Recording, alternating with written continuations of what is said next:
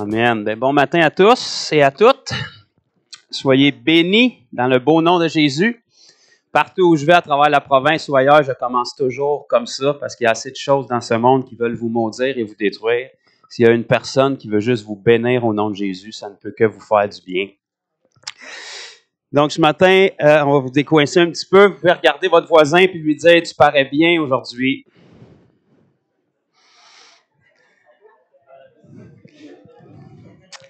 Dites-lui, j'ai prié toute la semaine d'être assis à côté de toi.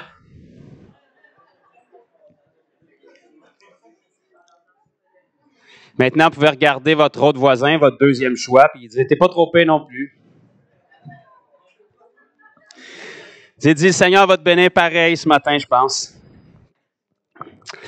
Amen. Donc, je veux juste vous dégourdir un peu. Oui, on va prier avant de commencer, mais avant ça, je veux en profiter, avant que ça dérape et qu'on perde le contrôle. Je vais en profiter pour vous remercier pour votre accueil. Pour beaucoup, vous n'avez pas choisi, donc on est arrivé ici, vous devez faire avec nous, mais merci à Pasteur François et son épouse qui nous ont accueillis, qui nous font confiance. On se connaît très peu, on s'est rencontrés une fois avant qu'on vienne ici. Donc, on vous remercie pour votre accueil, pour votre confiance. C'est pas tout le monde qui ose nous inviter. Généralement, on a un message un peu abrasif et qui secoue. Et c'est pas tout le monde qui aime ça être secoué.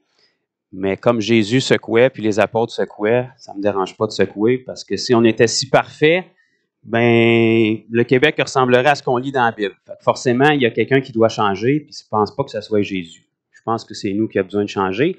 Donc, on a besoin d'être secoué, on a besoin d'être réveillé. Et puis ça, c'est le travail d'un évangéliste. Donc, on vient, on casse tout, puis quand on part, ben, le pasteur répare les pots cassés dans l'amour, et puis il vous cajole, puis il vous dit comment Dieu vous aime. Donc, c'est ce qu'on vient faire ici cette fin de semaine.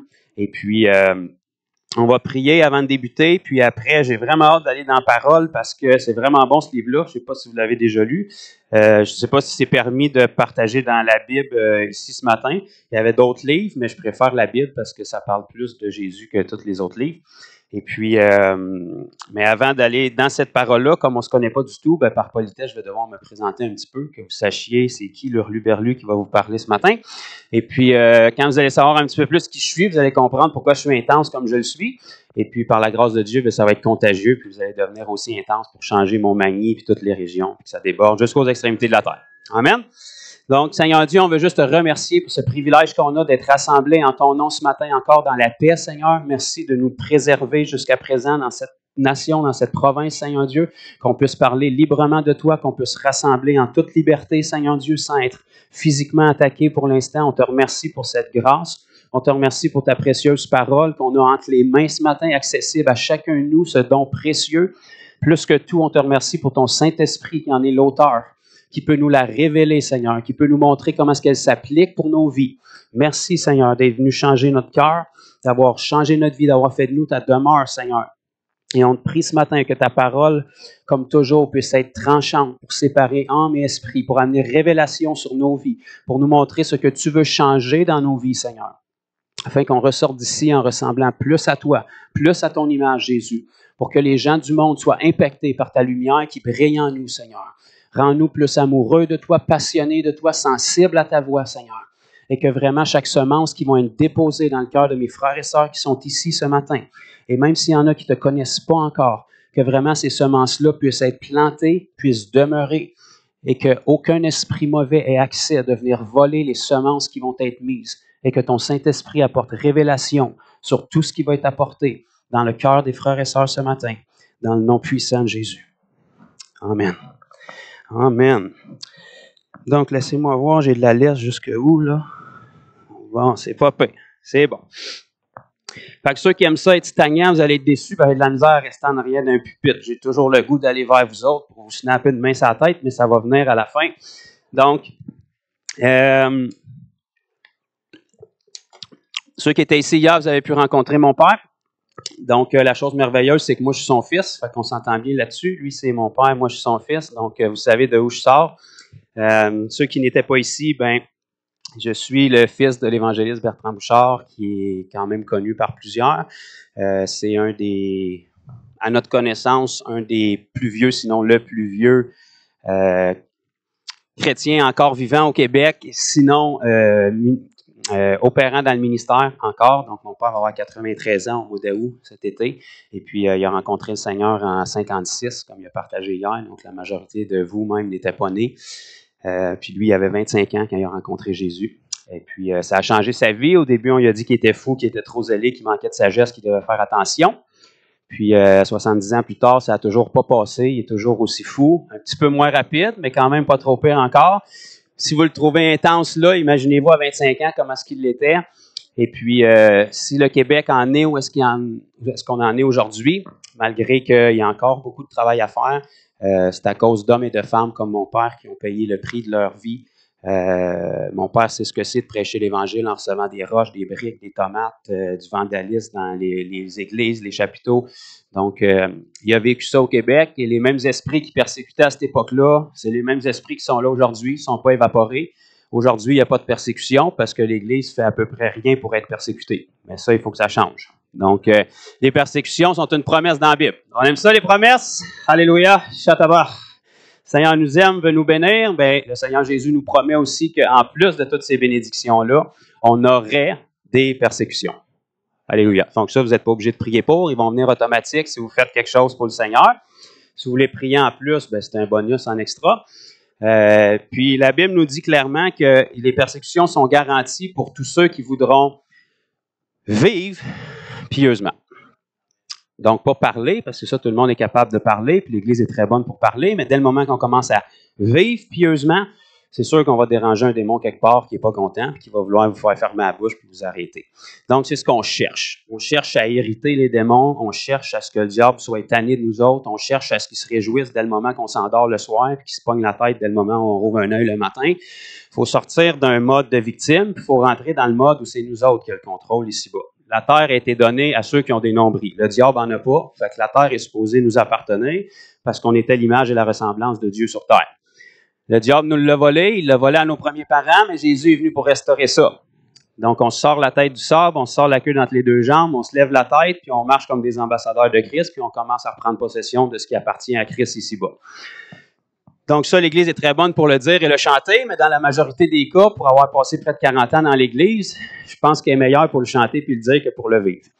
Mais par la grâce de Dieu, ça va changer parce que le Seigneur va revenir chercher son Église comme elle a commencé. Puis comme elle est bien différente de comme elle a commencé, mais il faut qu'il y ait quelque chose qui se passe. J'ai décidé que moi, je ferais partie de ceux qui vont s'ouvrir la bouche parce que le Seigneur a dit, si vous ne parlez pas, les pierres vont me louer puis m'adorer. Fait que, avant que le Seigneur prenne une roche à la place de moi, j'ai décidé que moi, j'allais ouvrir la bouche puis j'allais faire quelque chose pour lui. Puis si je suis ici ce matin, c'est pour vous faire divinement frustrer jusqu'à la dernière minute pour que vous vous disiez, moi aussi, je suis capable de faire quelque chose puis de changer ma nation. Si vous ne voulez pas penser à votre nation parce que c'est trop gros, commencez par votre voisinage, par votre ville, par votre village, par votre lieu de travail, mais commencez quelque part pour briller, pour que les gens désirent assez le Jésus qui est en vous, qui disent, mais qu'est-ce que tu as de différent, toi? Tu as les mêmes problèmes que moi, même sont pires que moi, mais toi, tu n'es jamais découragé, tu es toujours passionné, tu es toujours rempli d'espoir, il y a quelque chose de différent dans toi. Et puis là, tu peux leur dire, t'as-tu 5 minutes? J'aurais bien des choses à t'expliquer. J'ai une bonne nouvelle à t'annoncer. Parce que vous savez, l'Évangile, c'est dans la Bible, ça s'appelle la bonne nouvelle. Pour beaucoup de chrétiens, c'est rendu tout sauf une bonne nouvelle, parce que la majorité des chrétiens, bien souvent, ce n'est pas une vie chrétienne qu'ils ont, c'est une mort chrétienne. Ils sont beaucoup plus morts depuis qu'ils sont à Christ que quand ils étaient dans le monde. Je ne m'attendais pas d'avoir beaucoup d'amens là-dessus, mais ça reste la vérité pareil. Les gens, quand ils étaient dans le monde, il y avait plein de choses excitantes à raconter de leur fin de semaine. Depuis qu'ils sont au Seigneur, tu leur demandes ce qu'ils ont fait en fin de semaine, ils ne s'en souviennent même pas. Ils se souviennent qu'ils ont été à l'Église. Des fois, ils ne se souviennent pas du tout ce qu'ils ont entendu à l'Église, mais c'est correct parce qu'ils y ont été. Ça, ce n'est pas une vie chrétienne, mes amis. Si on aurait demandé à l'Église primitive puis aux apôtres c'est quel genre de vie qu'il y avait, je peux vous dire qu'il y aurait eu beaucoup de choses à nous raconter. Quand tu sais que tu te lèves le matin, mais tu ne sais pas si tu vas te revenir à la maison le soir, puis tu es obligé d'éviter les roches qui tirent chaque bord de la tête au courant de la journée, ça te garde assez allumé, assez réveillé. Tu n'as pas le temps d'être endormi, tu n'as pas le temps d'être tiède, tu n'as pas le temps d'être rétrograde. Il m'a dit, quand ton plan de journée, c'est d'aller annoncer l'Évangile à du monde qui veulent te lapider, tu es mieux de t'être appuyé sur le Seigneur et d'avoir été consacré la veille. Mais comme aujourd'hui, on fait tellement peu pour le Seigneur, ben on néglige, on préfère être sur Netflix, puis on préfère avoir un petit poisson collé sur notre char, puis un petit verset sur le frigidaire pour s'apaiser la conscience, puis on n'est pas trop confronté avec ça, parce qu'on n'est jamais confronté à de l'inconfort. Mais si notre vie chrétienne n'est pas inconfortable, on ne pourra jamais marcher dans la foi. Dès le moment où vous êtes capable d'accomplir votre vie chrétienne par vos propres forces, vous n'avez pas besoin du Seigneur, mais vous ne vivrez rien non plus. Mais dès le moment où on se place dans des positions inconfortables, où est-ce qu'il faut que le Seigneur intervienne dans notre vie, là, ça s'appelle la foi. La foi pour le Seigneur, ça s'appelle du risque. Si on ne prend pas de risque pour le Seigneur, vous allez le faire dans vos capacités. Puis vous avez peut-être des capacités merveilleuses en tant qu'être humain. Mais ça ne me dérange pas comment beau, fin extraordinaire, comment vous sentez bon, puis vous êtes bien instruit. Quand vous allez lancer ça sur un démon, c'est pas ça qui va le faire sortir. Quand vous allez placer vos mains sur un malade, c'est pas ça qui va le guérir, même si vous êtes beau, fin, instruit, puis vous avez tous les cours de théologie possibles. Quand vous allez venir pour prêcher l'Évangile aux gens, si vous leur annoncez juste la doctrine, puis vous leur lancez des versets bibliques sur la tête, c'est pas ça qui va les convertir non plus, parce qu'ils ne connaissent pas Christ et ils n'ont pas la même opinion sur la Bible que vous et moi. Donc, ils doivent expérimenter quelque chose qui vient les bouleverser au point qu'il n'y a rien dans ce monde qui les a comblés et satisfaits plus que le Jésus que vous avez à leur offrir. L'amour de Dieu, ça a une forme. Ça se présente souvent par forme de guérison, par forme de miracle, par forme de parole, mais quelque chose qui interpelle les gens dans leurs besoins. Les gens dans la Bible ne suivaient pas Jésus parce qu'il était bien habillé et ils aimaient ce qu'il avait à dire. La majorité du temps, chaque fois que Jésus parlait, ils détestaient ce que Jésus avait à dire. Mais, quand il était malade, il savait où trouver du secours. Quand il était oppressé par les démons, il savait où aller en chercher. Quand il avait le ventre vide et qu'il n'y avait plus rien à manger, il savait que Jésus était capable de multiplier les fish and chips. Mais une fois qu'il vivait ces miracles-là, il y en a qui s'en retournaient bredouille, mais il y en a qui se disaient, si ce Dieu-là est bon comme ça pour moi, il mériterait peut-être d'avoir plus de mon attention. C'est pour ça que la Bible nous dit que c'est la bonté de Dieu qui nous pousse à la repentance. Ce n'est pas ta connaissance biblique, ce n'est pas ton éloquence, c'est quand les gens peuvent expérimenter comment est-ce qu'un Dieu qui est aussi invisible puis aussi ridiculisé aujourd'hui peut devenir aussi réel puis aussi bon envers eux. Ça les pousse à changer leur cœur. Amen. Petite introduction comme ça. Donc, je m'appelle Jonathan Bouchard, j'ai 37 ans, 38, 85. Je suis né en 85 en tout cas. Et puis, donc, je suis né, j'ai eu le privilège de naître avec des parents. Mes parents étaient déjà à Christ depuis de nombreuses années quand ils m'ont eu. Ma mère avait 41 ans quand elle m'a accouché. Il y a une alarme qui sonne. Il n'y a pas de problème, dites-le que je vais y rappeler, je suis occupé. Donc, ma mère était stérile, ne pouvait pas avoir d'enfant. Donc, après 11 ans, quand ils ont prié pour que le problème se règle, ma mère était guérie, elle est tombée enceinte de moi. À 41 ans, tous les pronostics étaient contre elle, vu son âge. Puis ma mère, c'est ceux qui l'ont vu hier, elle pèse à peu près 100 livres mouillés qu'une sécheuse des mains. Fait que c'est sûr que d'accoucher un bébé à cet âge-là, à ce poids-là, les statistiques n'étaient pas en ma faveur. Mais je suis là. Puis, autant qu'on sache médicalement, je suis sain d'esprit. Et puis, donc, j'ai grandi dans ce milieu-là. Mon père était déjà évangéliste, parcourait la province. Donc, l'Église puis la religion chrétienne, j'ai plus grand-chose à apprendre là-dessus. J'ai connu à peu près tout ce qui se fait. J'ai visité à peu près toutes les sortes d'églises. J'ai connu à peu près toutes les sortes de chrétiens ou ce qui se dit chrétien. Et puis, malheureusement, ça ne m'a pas impressionné, même pas un petit peu. Et dans la majorité des cas, même des enfants qui grandissent avec des parents chrétiens, c'est ça qu'ils vivent. Ils n'ont pas rien contre Dieu nécessairement, mais ils n'ont vraiment pas été impressionnés par ce qu'ils ont vu qui s'appelait Église, du moins ici en Amérique. Et puis moi, c'était mon cas. J'ai appris toutes les bonnes choses depuis mon enfance. J'avais appris à prier, j'avais appris à lire la Bible, j'avais appris à faire la prière de repentance à peu près des centaines de fois. Je la connaissais par cœur sous toutes ses formes. Ça n'a jamais changé ma vie. Je lisais cette Bible-là, je trouvais ça extraordinairement excitant, mais pourtant, je voyais à peu près personne qui vivait des vies excitantes. Je voyais des gens qui étaient sans Christ, qui avaient des vies bien excitantes, puis des gens qui disaient qu'ils avaient rencontré Christ, mais qui faisaient à peu près rien depuis, à part une routine d'aller à l'église et de faire des choses chrétiennes. Il n'y avait pas de vie, il n'y avait pas de puissance. Pourtant, ça, c'est un livre qui est rempli de vie et de puissance. Le Nouveau Testament, tu ne peux pas passer plus que 2 pages sans voir du surnaturel, du miraculeux. Donc, j'avais à peu près les mêmes questionnements que tout le monde a, mais personne n'ose parler parce qu'on ne veut pas déplaire au Seigneur, puis on ne veut pas faire de chicane. Mais à un moment donné, il faut que les choses changent. Et puis moi, même si j'ai grandi dans l'Église, ça m'a pris 28 ans avant que je prenne ma décision pour le Seigneur, puis que le Seigneur me touche, puis transforme ma vie. Mais quand je me suis donné au Seigneur, je ne me suis pas donné au Seigneur pour perdre mon temps puis remplir une carte. Je me suis donné à Christ pour qu'il change ma vie puis qu'il change les gens autour de moi. J'y ai donné ma vie. Je n'y ai pas donné mon cœur. Je ne l'ai pas invité dans mon cœur. J'y ai tout donné. Quand on vient à Christ, ce n'est pas une partie de notre vie qu'on lui donne. Ce n'est pas notre vie spirituelle qu'on lui donne. C'est notre vie. Point. Jésus a dit, celui qui veut venir à moi, qu'il renonce à lui-même. Toi-même, c'est tout. C'est tes rêves, c'est tes aspirations, c'est ta famille, c'est tes études, c'est ton travail, c'est tout. Il faut que tu sois prête à tout mettre sur l'autel pour Christ. Et alors, si tu lui donnes tout, là, il a accès à tout. Tu savez, le Seigneur, ce n'est pas un violeur et un abuseur. C'est un Dieu d'amour qui va toujours nous laisser le libre arbitre et qui va toujours travailler avec ce qu'on lui remet entre nos mains. Si vous lui donnez ça dans votre vie, il ne peut pas travailler dans plus que ça de votre vie. Si vous lui donnez ça dans votre horaire, il ne peut pas travailler plus que ça dans votre horaire. Mais il faut que vous soyez conscient que tout ce que vous ne donnez pas à Christ dans votre vie, automatiquement, il appartient à quelqu'un d'autre. Puis ça, ce n'est pas vous. Parce qu'il y a deux forces spirituelles ici-bas.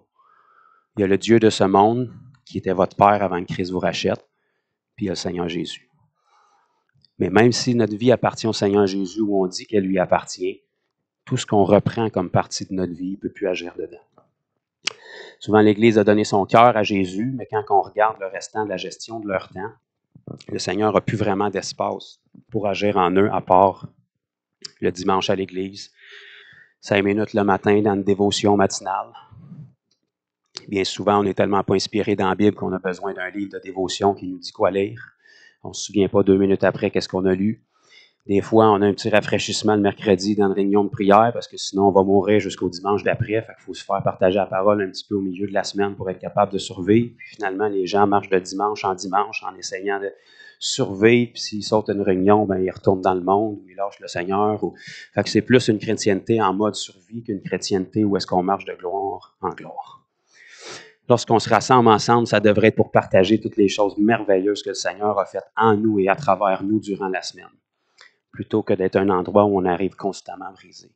L'Église est là pour nous restaurer, pour nous relever, oui. Mais le Seigneur, quand il nous relève pour nous fortifier, pour plus qu'on ait à tomber, puis qu'on puisse devenir une source de relèvement pour les autres. Et ça, c'était l'Église, la parole de Dieu. C'était une Église qui était persécutée, qui était pauvre bien souvent, qui n'avait pas les moyens qu'on a, qui n'avait pas une belle salle comme ça, qui n'avait pas des micros comme ça, qui n'avait pas des belles chaises comme ça, mais il était capable d'expérimenter Dieu, puis il se déplaçait, puis il rencontrait Dieu, puis il faisait quelque chose avec ce qu'il avait reçu. Et si on fait la même chose de nos jours, bien, on va voir les mêmes résultats. Parce que Jésus n'a pas changé, sa parole n'a pas changé. La société peut changer, la culture peut changer, la technologie peut changer, mais foncièrement, l'être humain est le même. L'être humain a les mêmes besoins, puis le vide intérieur dans chaque être humain qui ne connaît pas Christ est le même. Puis il n'y a rien qu'une solution. Okay? Il faut qu'on soit conscient que ce n'est pas la psychologie, ce n'est pas les finances, ce n'est pas la politique, ce n'est pas la religion qui va réparer un être humain et qui va combler son cœur.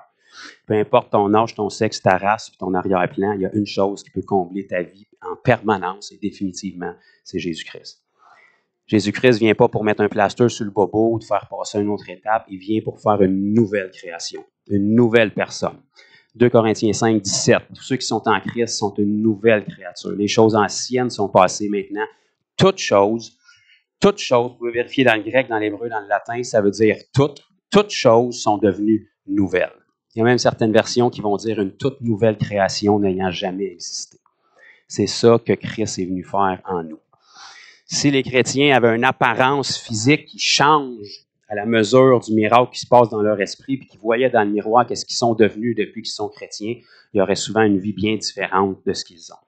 Mais parce que le miracle se passe au niveau de notre esprit, puis physiquement, il n'y a pas grand-chose qui change, l'être humain a de la difficulté à croire la créature extraordinaire qu'ils sont devenus en Christ. La plénitude de Dieu vient vivre dans notre esprit quand on naît de nouveau. Vous savez, le mot « naître de nouveau » dans la Bible, ce n'était pas pour faire un poème que Dieu a mis ça là. Ça veut littéralement dire « naître à nouveau ». À votre première naissance, vous êtes né de la chair. Vous êtes né de la semence de papa avec maman. Mais à votre nouvelle naissance, vous êtes né de l'Esprit. Vous êtes né d'en haut. Vous êtes né de la semence divine. Le même Esprit qui a couvert Marie pour que Jésus puisse être implanté dedans, c'est le même Esprit qui vient sur vous et qui crée la vie en vous. Dieu a envoyé Jésus ici-bas, puis il a planté Jésus dans la terre comme une semence. Et quand tu plantes un fils, tu récoltes des fils et des filles. Jésus était le premier d'une grande famille, une nouvelle création, une nouvelle race, une race qui est éternelle. Et ça, c'est l'Église du Seigneur Jésus. C'est la solution à tous les problèmes de l'humanité. C'est le corps de Christ ici-bas. La tête est au ciel, le corps est en bas. Fait que la tête prend les décisions, mais si le corps ne suit pas, il n'y a rien qui peut se passer. Vous savez, le corps de Christ, ce n'est pas une fraction, là. C'est C-O-R-P-S, le corps. Fait que vous êtes une main, vous êtes un pied, vous êtes un genou, vous êtes quelque chose que le Seigneur a besoin ici-bas pour répandre son message. Donc, on a un amen et demi. On progresse. Ça avance. Donc, ça m'a pris 28 ans à venir au Seigneur, mais quand je me suis donné, j'ai dit au Seigneur, prends tout. Je ne sais pas à quoi ça ressemble une vie chrétienne vraiment, parce que je n'ai jamais réellement vu à l'image de ce que je vois dans la parole autour de moi, autre que mes parents plus rapprochés. Faut que vous soyez conscient qu'en près de 28 ans dans l'Église, parce que même si je vivais dans le monde, je continuais d'aller à l'Église quand même, peu importe les églises que je pouvais faire ou les événements à travers le Québec, j'ai jamais rencontré quelqu'un de ma génération donné de nouveau dans une église.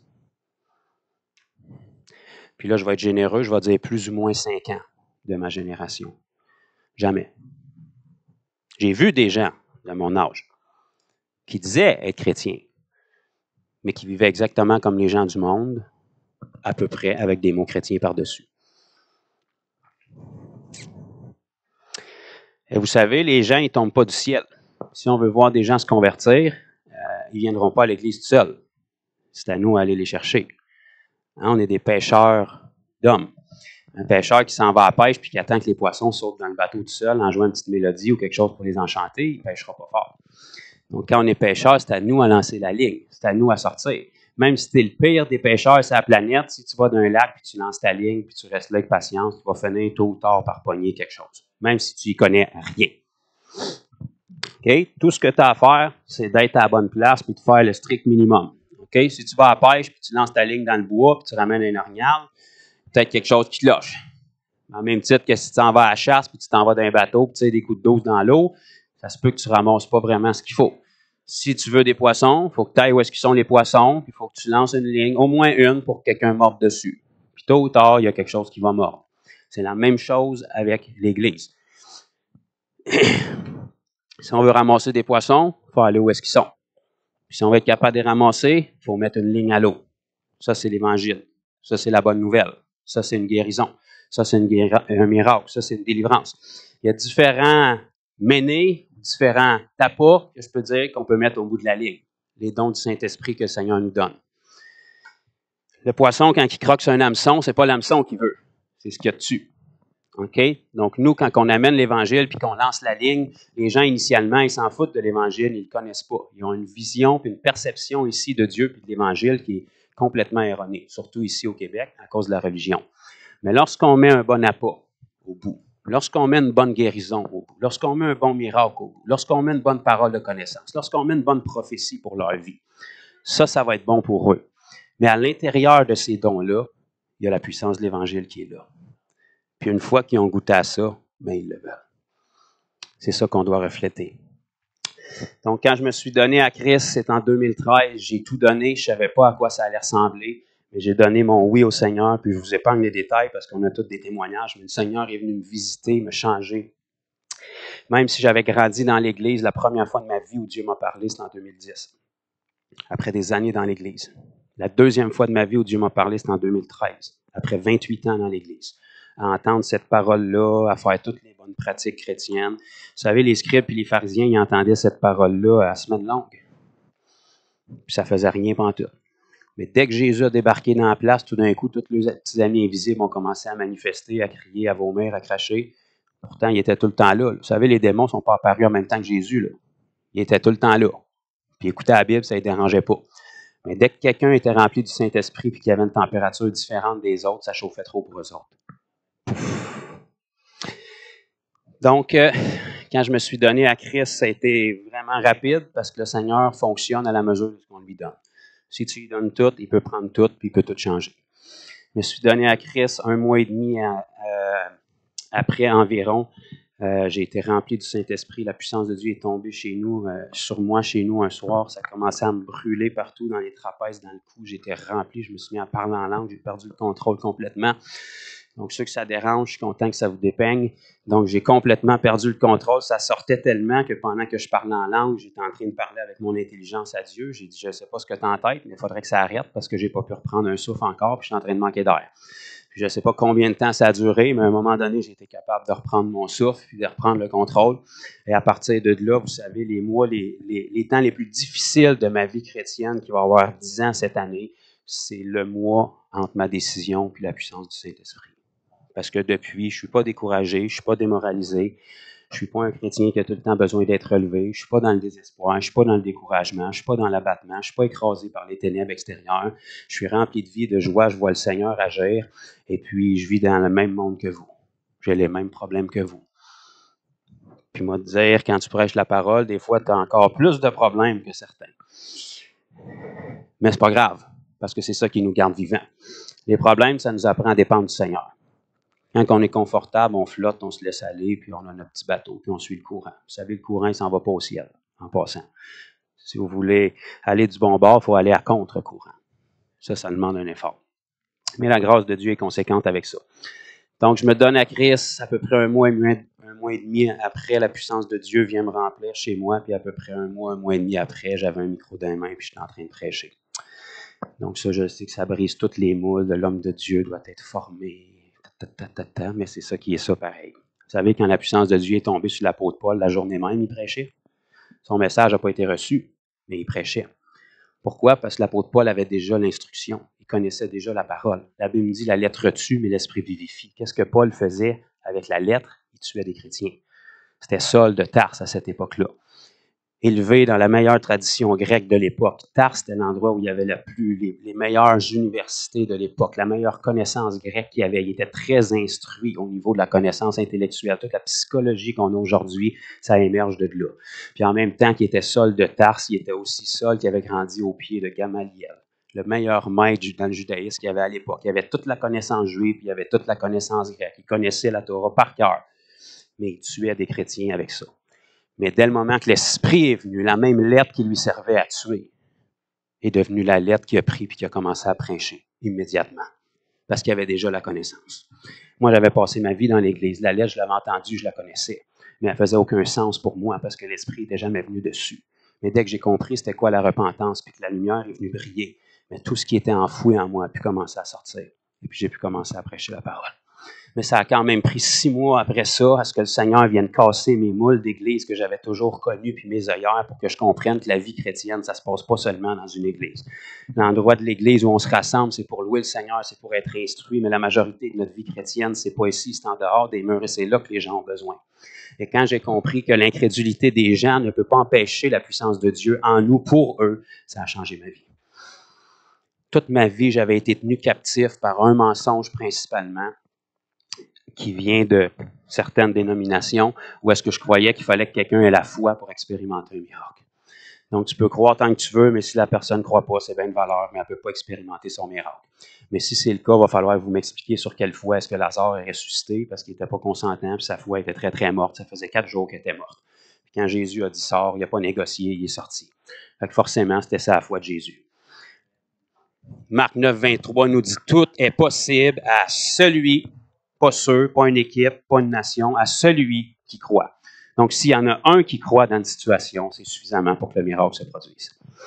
Et dès le moment que j'ai saisi qu'on pouvait utiliser notre foi pour les incroyants, j'ai dit la vie chrétienne ne sera plus jamais la même. Parce qu'il n'y a plus rien qui nous empêche maintenant de venir leur démontrer. Je ne suis pas intéressé à ton opinion, je ne suis pas intéressé à débattre. Je ne m'en viens pas de convaincre, je m'en viens de prouver que Jésus est réel. Donc, à partir de 2014, ma vie a complètement changé. J'ai commencé à parcourir les rues, les parcs, les hôpitaux, un peu partout et faire expérimenter Christ aux gens. Et croyez-le ou non, ça m'a pris environ 2 ans, 1 an et 8 mois pour être plus précis, à voir des miracles chaque semaine partout dans le Québec avant de voir une personne venir à Christ. Mais j'ai persévéré. Puis aujourd'hui, on envoie, puis on envoie, puis on envoie, puis on envoie parce que j'ai continué.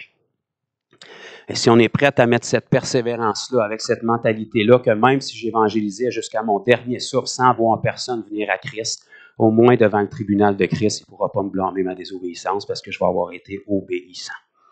Votre travail et mon travail, ce n'est pas de sauver qui que ce soit, c'est de venir semer dans leur vie. C'est de venir déposer la guérison qui est nécessaire. C'est de venir apporter la liberté qui est nécessaire. C'est de venir apporter la parole qui est nécessaire dans la vie de cette personne-là. Une parole, une phrase que le Seigneur vous inspire peut changer la trajectoire de vie d'une personne. La Bible nous dit que le Fils de Dieu a paru afin de détruire les œuvres du diable. Aujourd'hui, l'Église est tellement en mode défense qu'elle passe sa vie à éviter les coups du diable, fait qu'on n'imagine même pas de passer à l'attaque. Mais qu'est-ce qui arrive si tu mets ton pied à terre et tu dis un instant, là, il y a un nouveau shérif en ville, puis c'est pas toi, Satan. Là, je ne passerai pas ma vie à éviter les coups, c'est toi qui vas devoir réparer les pots cassés parce que je m'en viens contre toi et je vais t'attaquer. Si tu commences à attaquer le royaume des ténèbres, le royaume des ténèbres va commencer à réparer ses brèches puis il va te lâcher tranquille un peu. Mais si tu es une cible sur le terrain de bataille puis tu fais du surplace, même si les démons sont vraiment pas bons, ils vont finir par te pogner quelque part parce que tu bouges pas. Tu fais rien.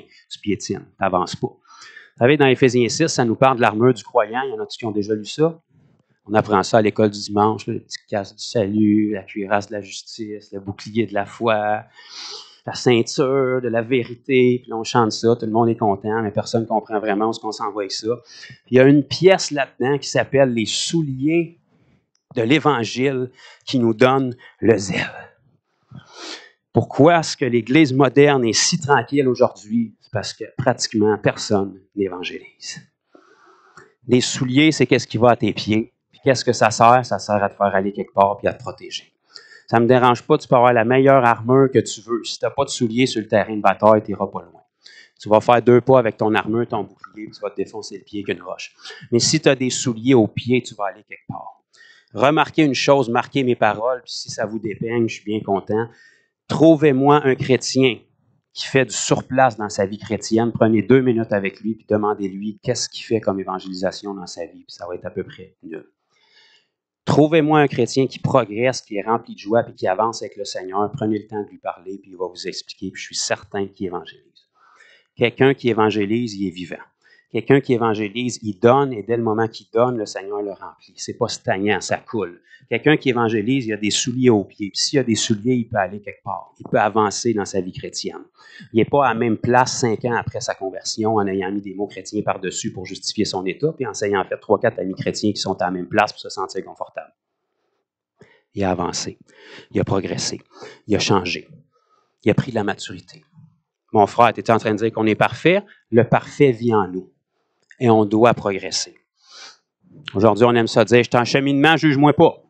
Je comprends, mais ça fait 5 ans que tu es en cheminement, c'est la même affaire. Fait que tu as cheminé où? Tu n'as pas cheminé. Tu as fait du surplace puis tu vis dans ton péché. Cheminement, ça ne veut pas dire que tu passes 10 ans sur le même péché. Ça veut dire que tu fais une erreur, le Seigneur te le révèle. Tu tasses ça de ta vie, tu ne retombes plus là-dessus. Tu t'en vas sur d'autres choses. Tu as progressé, tu as cheminé, tu as avancé. Donc, tu marches de gloire en gloire. Donc, avant de recevoir des pierres, on va aller dans la Bible pour que vous sachiez que je vous prêche la Bible. Ouvrons donc dans le merveilleux évangile de Jean. S'il est encore là, si le Seigneur n'a pas changé d'idée. Trouvez-vous ça rassurant que la Bible, peu importe la journée, la saison, puis le pays qu'on la rouvre, les versets sont tout le temps à la même place. Le Seigneur ne les change pas, il n'a pas changé d'idée, il n'a pas dit « Ah, eux autres, ils ne méritent plus ça, on va enlever ce verset-là. » Tout le temps à la même place, tout le temps pareil, ça dit tout le temps la même chose. On est béni que le Seigneur ne soit pas bipolaire puis changeant aux saisons comme les êtres humains. Aujourd'hui, on va parler de la puissance du Saint-Esprit. Avec le temps qu'on a. On a jusqu'à quelle journée pour la prédication, juste pour être sûr? Jusqu'à Pentecôte Glory. Il n'y a pas de bord de fenêtre ici où est-ce que Eutychus peut tomber endormi. Puis... OK, je voulais commencer ça dans un passage dans Jean chapitre 20. Là, je vous replace un petit peu. Jésus est mort, il est ressuscité. Donc là, le Jésus qu'on va voir ici, c'est un Jésus ressuscité. C'est un Jésus qui décide que quand il arrive quelque part, il passe à travers des murs, il s'assied, il mange avec toi, puis quand il décide de repartir, il passe à travers le mur, puis la bouffe qu'il a mangée, il suit avec. On va voir comment ça marche, mais c'est ce genre de Jésus-là. C'est un Jésus qui, même dans son corps glorifié, il était tellement sérieux dans l'histoire de ses meurtrissures qu'il y a encore les trous dans ses mains et dans ses pieds. Fait que tous ceux qui ne croient plus dans la guérison, il va falloir aller expliquer à Jésus pourquoi il a décidé de garder ses stigmates, parce qu'il avait de l'air sérieux dans ce qu'il a fait. Parenthèse. Donc, Jean 20 et le verset, commençons donc au verset 21. Jésus est ressuscité. On va passer 40 jours avec ses disciples. Il y en a-tu qui savent pourquoi est-ce qu'il a passé 40 jours avec ses disciples? Peut-être vous vous souviendrez que quand il a été dans le désert, il a été 40 jours tenté par le diable. C'est des journées qu'il a perdues, puis Dieu lui a fait grâce. Tu m'en as donné 40 jours pour te consacrer, je vais t'en redonner 40 jours de bonus pour acheter le temps. Et Jésus était avec eux et il a prêché les choses du royaume, la Bible nous dit. Donc ici, en leur apparaissant dans son corps glorifié, ça a probablement créé un peu une espèce de crainte. Fait qu'à chaque fois que Jésus apparaissait, il commençait en disant « Calmez-vous les boys » ou « Que la paix soit avec vous » dans la Louis II, c'est plus doux. « La paix soit avec vous. Comme le Père m'a envoyé, moi aussi je vous... » Merci, frère François, il y a une Bible. Merveilleux. Donc, comme le Père m'a envoyé, moi aussi je vous envoie. OK. Et là, regardez bien, après ces paroles, il souffla sur eux. J'ai toujours rêvé de faire ça avant de prêcher dans un micro. Et il leur dit, recevez le Saint-Esprit. Là, on comprend que ce que Jésus est en train de faire ici, c'est qu'il est en train de revenir dans le temps puis de réparer toutes les pots cassés, puis on remonte jusqu'à la Genèse. OK? Vous puis moi, on est de la poussière. Puis Dieu a mis un petit peu d'humidité dedans, puis ça a fait une statue. Puis jusque-là, vous étiez une belle statue, mais Dieu s'est penché, il a soufflé dedans, puis on est devenu une âme vivante. Dès le moment où nos premiers parents ont péché, l'Esprit de Dieu qui avait été soufflé dans l'être humain s'est retiré et l'être humain est devenu ce qu'on voit aujourd'hui. Quand Jésus est venu accomplir tout ce qui devait être accompli puis qu'il est ressuscité, il a dit parfait. Là, on reset, on recommence le processus du départ. Il a ressoufflé sur eux le même esprit que Dieu avait soufflé dans la Genèse pour que Adam et Ève deviennent fils et filles de Dieu, des âmes vivantes en communion avec Dieu, qui parlaient avec Dieu, qui entendaient Dieu, qui n'avaient pas honte, qui n'avaient rien qui les séparait, qui n'avaient pas de péché. Jésus a soufflé sur eux, il a dit recevez le Saint-Esprit. Ils ont été régénérés. Leur cœur a été changé. Ils ont été ce qu'on appelle aujourd'hui nés de nouveau. C'est là où ça s'est produit. Parce qu'en passant dans les évangiles, même si c'est Nouveau Testament, c'est pas une nouvelle alliance. Donc, il n'y avait personne dans les évangiles qui était né de nouveau.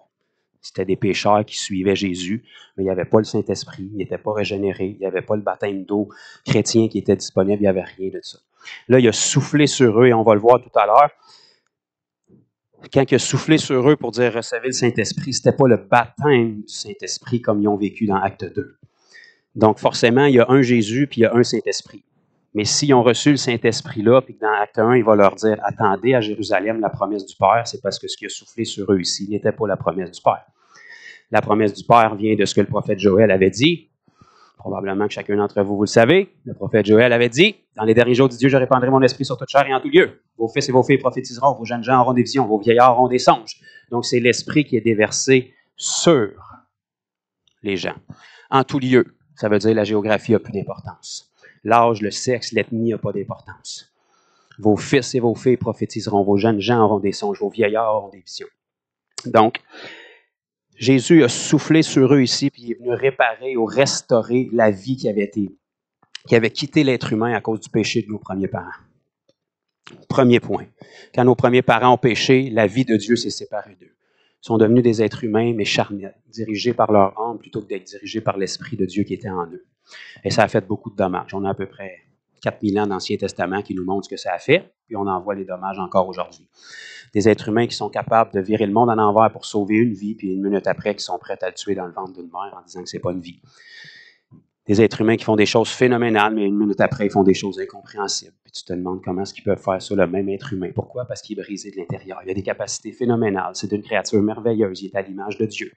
Votre œil gauche a à peu près 140 000 capteurs de lumière. La science ne peut même pas le reproduire aujourd'hui. Votre mère l'a fait dans son ventre en 9 mois, puis elle ne sait même pas comment. Ça, c'est juste une partie de votre corps. Une créature merveilleuse, mais brisée de l'intérieur, qui ne fait pas ce qu'il voudrait faire, puis qui fait ce qu'il ne veut pas faire. Romains 7, Paul parle de ça. La majorité de l'Église s'identifie dans Romains 7, alors que Romains 7 arrive entre le 6 et le 8, puis c'est glorieux si vous lisez les deux autres. Mais ça, c'est une autre parenthèse. Donc là, Jésus souffle son esprit dans ses disciples, et puis il récupère la vie de Dieu en eux. Leur cœur est changé, leurs aspirations sont changées. Maintenant, on va traverser dans Acte 2. On ne peut pas parler de la Pentecôte sans aller la lire. Acte chapitre 2.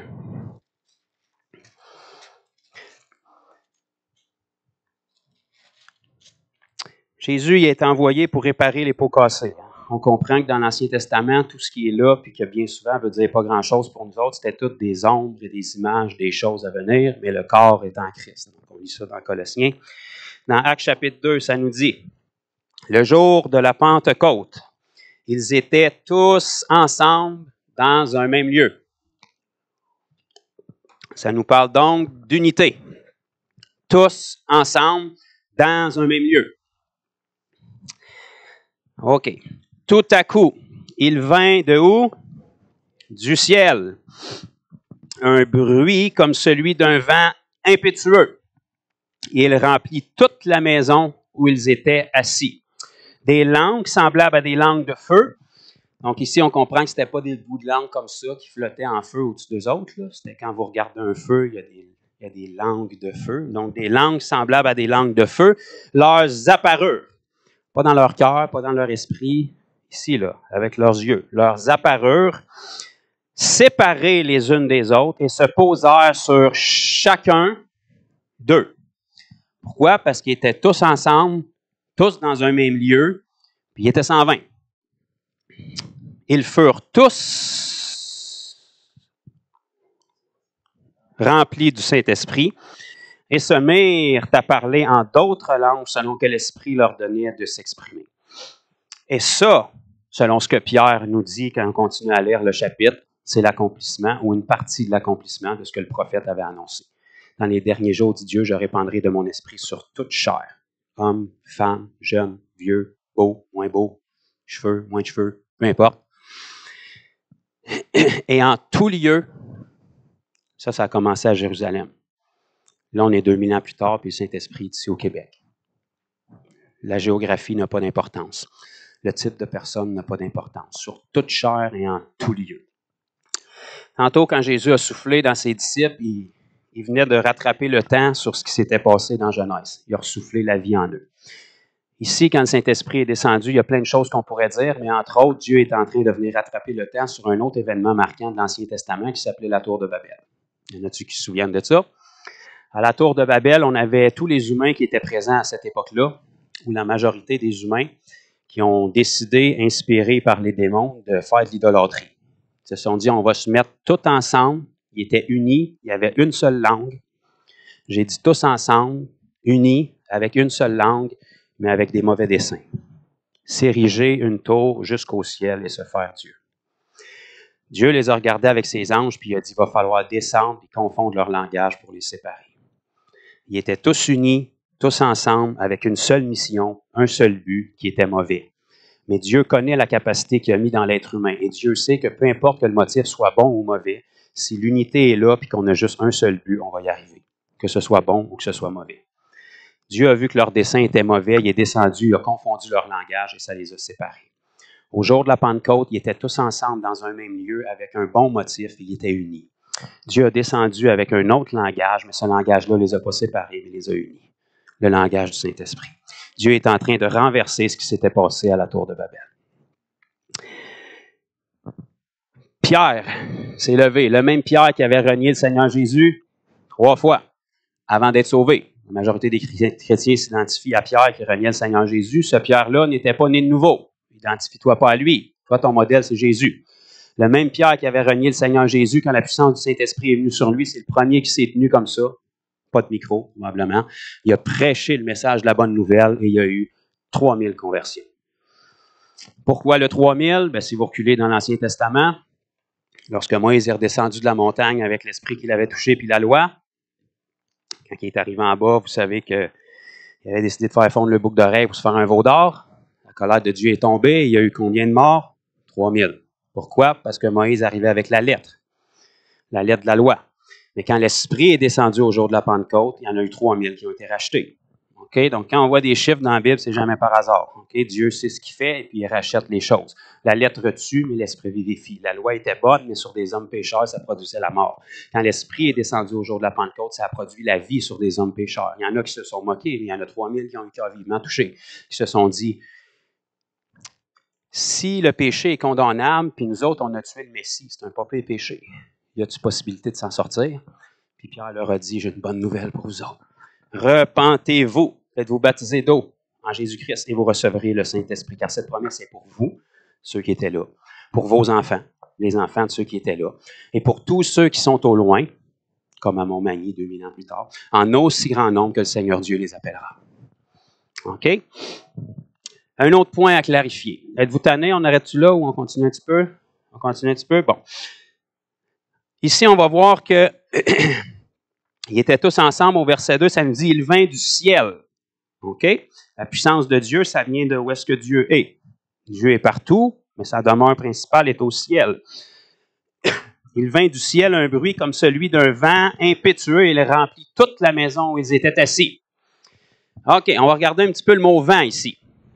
OK, on lit ça en français, c'est pas vraiment intéressant, mais si on regarde dans le langage que la Bible a été écrit en grec, le mot « vent » ici, c'est pas le mot « vent » qui a vraiment été mis. C'est le mot « souffle de vie » qui a été mis dans le langage que l'auteur de la lettre des Actes a écrit. L'auteur de la lettre des Actes, vous le savez, c'est le médecin Luc, le même qui a écrit l'évangile de Luc. Donc, c'est pour ça que son évangile est un peu plus complet, parce qu'il y avait plus d'instructions que les trois autres, Marc, Jean et Matthieu.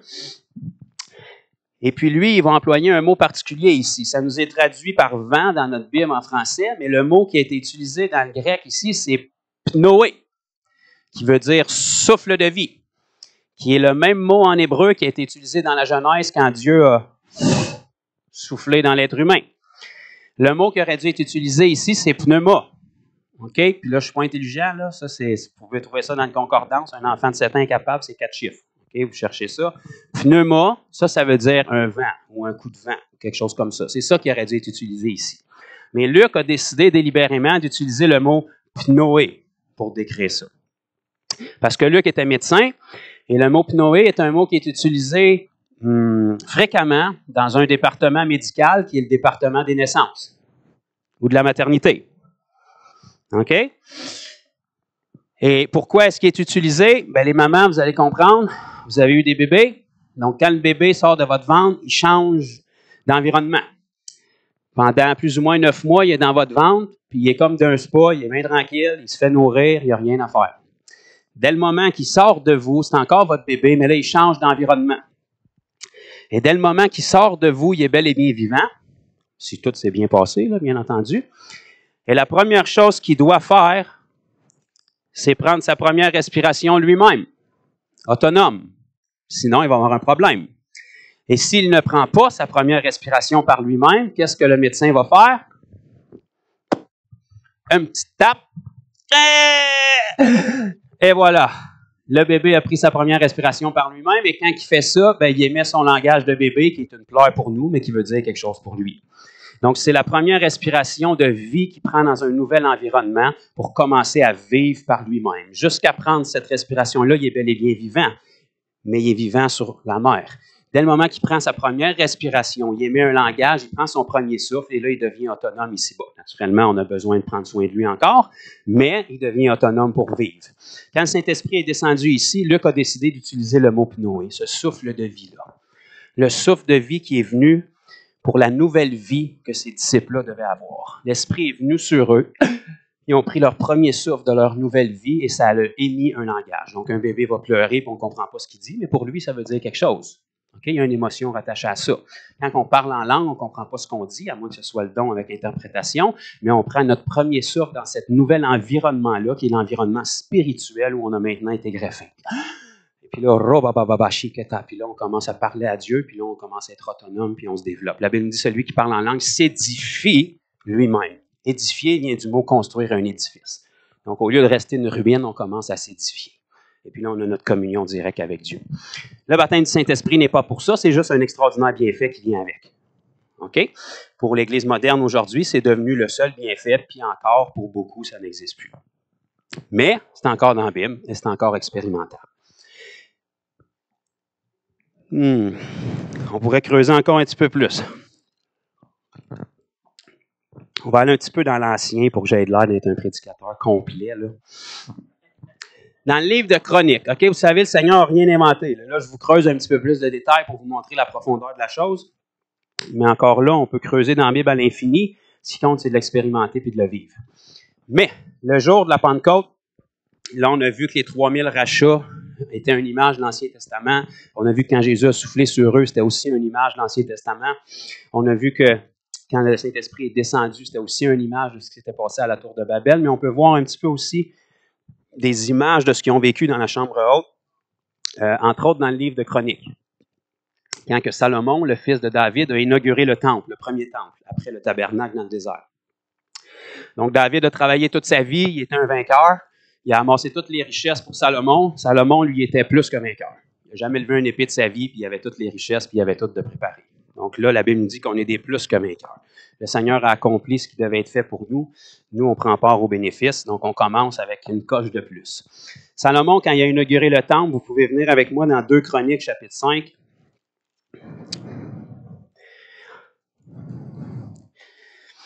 Deux Chroniques et le chapitre 5, verset 12.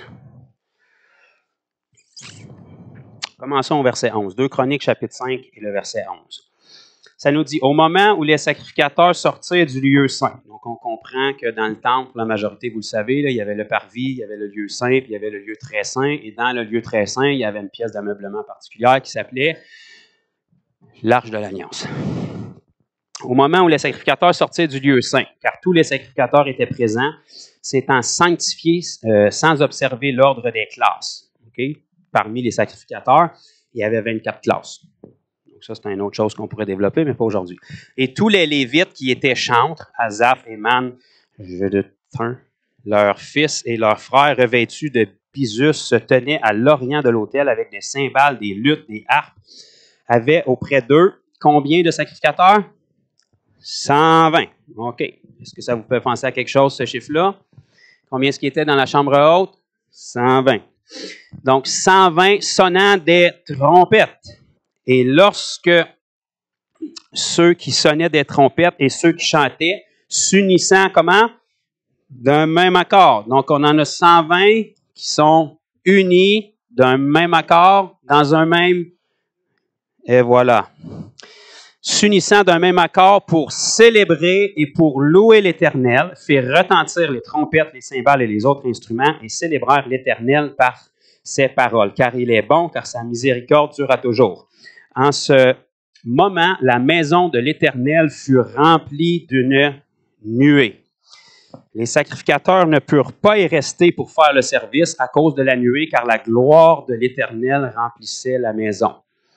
Donc, 120 qui étaient unis ensemble, d'un même accord, dans un même lieu, a fait tomber la gloire de l'Éternel. Mais dans l'Ancien Testament, c'était des hommes pécheurs. Fait qu'ils n'ont pas pu soutenir la gloire. Donc, plutôt de les unir, ça les a poussés à sortir. Puis sinon, ils seraient tombés knock-out. Okay? Regardez bien, on traverse juste au chapitre 7. 2 Chroniques, chapitre 7, et le verset 1 et 2. Lorsque Salomon eut achevé de prier, le feu descendit de où? Du ciel. De où est-ce qu'il est descendu dans la chambre haute, le feu? Du ciel. Le feu descendit du ciel et consuma l'holocauste et les sacrifices, et la gloire de l'Éternel remplit la maison. Les sacrificateurs ne pouvaient entrer dans la maison de l'Éternel, car la gloire de l'Éternel remplissait la maison. 120 unis d'un même cœur, dans un même lieu, a fait descendre la gloire de Dieu. Et la gloire ne vient jamais seule, parce qu'avec la gloire, il y a le feu. Okay? Quand le peuple d'Israël marchait dans le désert, de jour, il y avait quoi? La nuée. De soir, il y avait la colonne de feu. Avez-vous déjà lu ça dans vos Bibles? OK. Parce que c'était le peuple d'Israël. Tout le peuple appartenait à Dieu. Dans le Nouveau Testament, maintenant, on a tout un salut personnel.